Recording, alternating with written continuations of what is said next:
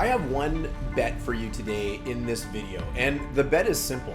I bet you're gonna learn some things about the real estate industry that you really had no idea about. These are things that as a realtor, I wish every customer that I help knew about the real estate industry.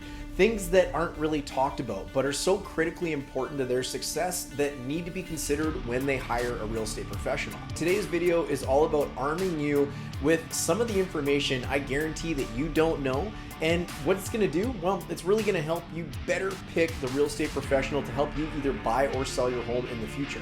You're gonna be armed with the questions to ask real estate professionals that you need to know. You're gonna have all the information to make a great decision, and you're gonna feel like you picked the absolute best person to help you with your transaction. So if that all sounds good, let's jump into it.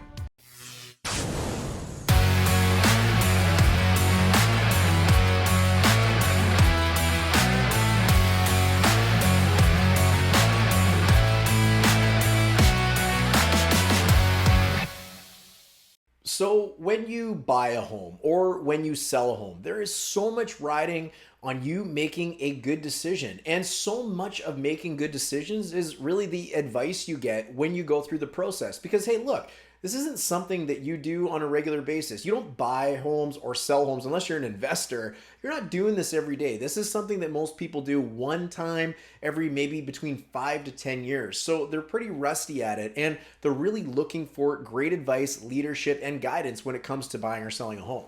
There's also so much riding on this. If you're selling a home as an example, you probably need to squeeze every single dollar out of that home sale to help you be successful, to help you get into the next property. And every dollar that you give away, well, that's a dollar that could go towards painting the living room or buying a new couch or fixing the roof, whatever that might be. How much you get out of the final sale is really important. It's not something that should be taken lightly.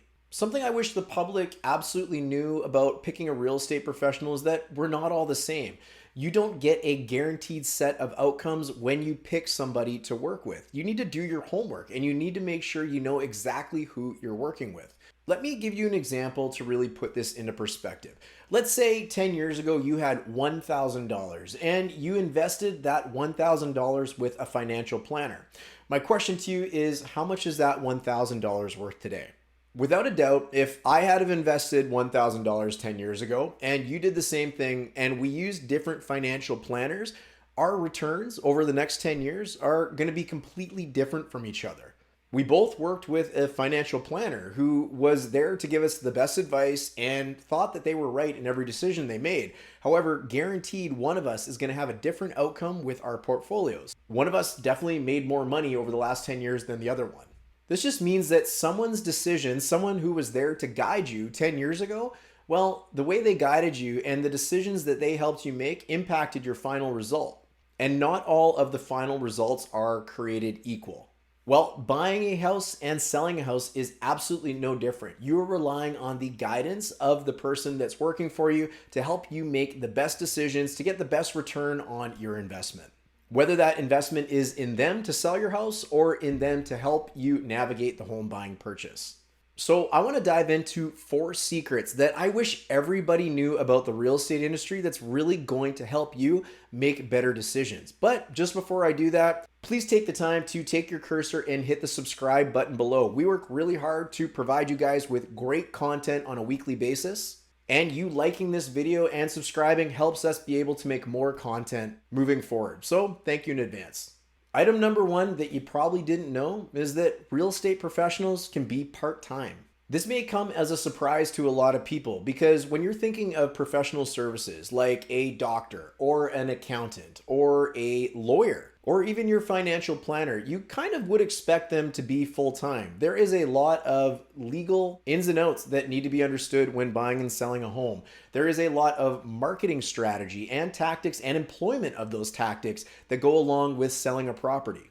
There is an endless amount of back and forth between clients, other real estate professionals, lenders, lawyers, all of that. And all of that really requires being available. Now, this isn't to say that someone who is part-time in real estate couldn't be an incredible real estate professional. However, that is a decision that you as a consumer should know in advance and be able to make a decision on whether you want someone who is full-time in the industry or does it as a part-time job behind the scenes.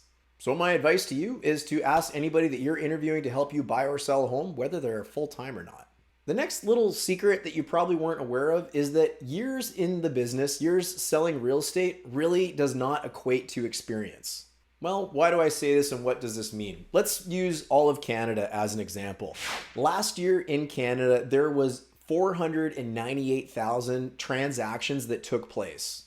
This is homes that were sold to a buyer from a seller. There was approximately 155,000 real estate professionals at the end of 2022. So some simple and quick math on that means that there was only 3.2 sales per agent in the entire country last year in 2022. Assuming there was maybe an agent on both ends of the deal, one helping a buyer and one helping a seller, we could round this up to 6 transactions per realtor per year. That is one sale, whether it's a purchase or helping a seller, every 2 months. How much practice is going into negotiating the best deal for your client? How much marketing is taking place and how successful is that marketing? How do you test it? How good is the advice that you're able to give when you're only experiencing something one time every 2 months? Now, I could be in the business for the last 10 years, but if I fall along with the average and I'm only selling 6 homes per year, this is only selling 60 homes in the last 10 years. Now, what is largely true about the real estate industry is the top 10 to 20% typically control about 80 to 90% of the market transactions. So a better question, rather than asking your real estate professional how long they've been in the business, is how many homes did you actually sell last year? The third little secret or untold item is what you pay your real estate professional, it actually matters.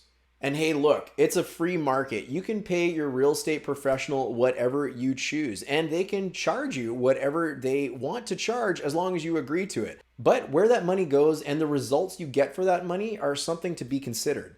Let's say I want to charge you $100 to sell your home. Well, obviously there's got to be some profits in there for me to sell a home for $100. So the question you would maybe want to ask is, how much of that money is going to the exposure of my property? Is any of that money going to the preparation of my property or helping it stand out amongst the sea of homes that are available when potential buyers are looking at it? If you were a home seller in this scenario, you'd probably much rather have me charge you $200 and guarantee that at least 100 of that would be put towards exposing your home.